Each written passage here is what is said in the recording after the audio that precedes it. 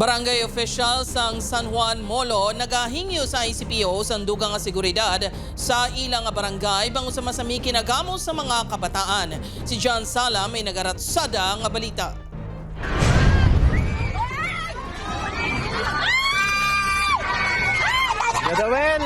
Makita sa video ang pagkapuya na isang bato, balas kag kahoy isang kabataan sa hunasan sa barangay San Juan Molo pasado alas 4 Sabado sang hapon. Nabunan sa insidente sa kaminor de edad yung kilala kay alias Toto o 15 anyos ang Boulevard Molo. Ang suspect si alias JB, isa man kaminor de edad kag residente sa barangay Kalaparan Arevalo. Nagapabilin pa ining at large subong. Ang insidente hindi na bago sa mga taga San Juan. Suno sa punong barangay, masami nga ginahimo nga meeting place ang mga grupo sa kabataan ng ilahunasan agod magkinagamo. Ito lang nga among barangay, ginakontrol sa Laterme, San Juan Boulevard. Ito ginabuhat nila war zone lang. Panghangkat man sa mga tanod, ang pagsaway sa mga kabataan, ilabi na nga mabudlay kunong mga inidisiplinahon.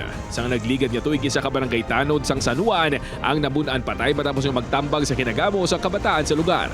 Mas mayo po kung mag-deploy mga pulisan, sila lang kabilog. Hindi man tayo makasiling yan na damuon yun. Ang seguridad ng bla. Nang panman sang ICPO ang request sa mga opisyal sang San Juan, gani hatagan sang direktiba ang Station 4 nga tutukan ini. We have to adjust accordingly. So we will direct the Chief of Police to adjust their deployment. Upo kay Hasti Sierto, John Sala. Anaga, Ratsada.